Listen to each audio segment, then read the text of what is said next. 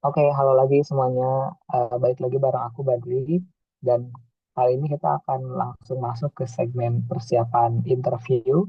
Interview ini dia tahap seleksi kedua sebelum TOEFL IBT. Jadi punya bobot yang cukup besar dan interviewnya dia bakal offline dari tahun ke tahun di Jakarta langsung. Jadi kita harus bisa bersiapkan interviewnya dengan sebaik mungkin karena pasti beda feel-nya antara interview di Zoom, kita masih bisa duduk santai dengan nanti kalau interview offline dan ketemu langsung bareng interviewer. Terlebih interviewer nanti juga bukan cuma orang Indonesia karena ini beasiswa dari AS, nanti bakal ada interviewer seingatku dua orang yang dari panitia Fulbright-nya.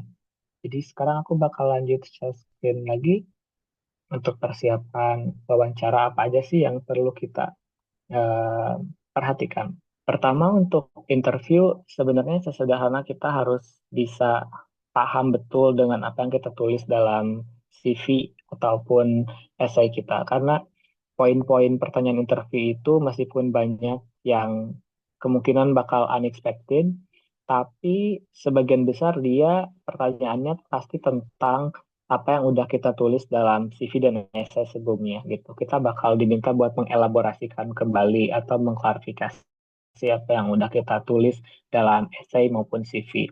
Jadi pastikan kita sudah hatam dengan cerita yang kita tuangkan dalam CV maupun essay kita. Dibaca-baca terus sampai kita benar-benar paham apa yang kita maksud dalam essay. Karena bisa jadi si pembaca itu dia belum begitu menangkap makna yang sebenarnya kita maksud dalam CV, jadi dia bakal minta klarifikasi atau minta kita menjelaskan lagi apa sih yang kita maksud uh, dengan satu dua kalimat yang udah kita tulis dalam essay kita.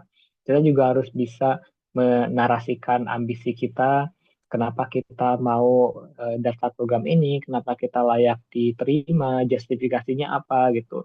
Karena nanti setelah ini bakal ada beberapa potential questions yang bakal muncul dan pasti salah satu di antaranya adalah kita ditanya kenapa kita layak dipilih atau kenapa kita mau daftar program Global Grant ini. Dan itu perlu dibikin listnya, and list potential questions. Dan kita harus bikin atau drafting jawaban yang singkat. Itu gak perlu panjang lebar.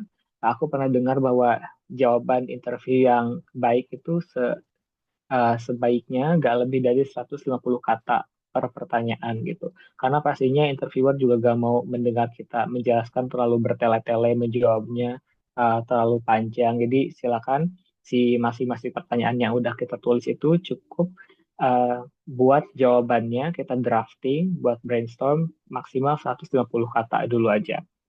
Tuh, make it concise.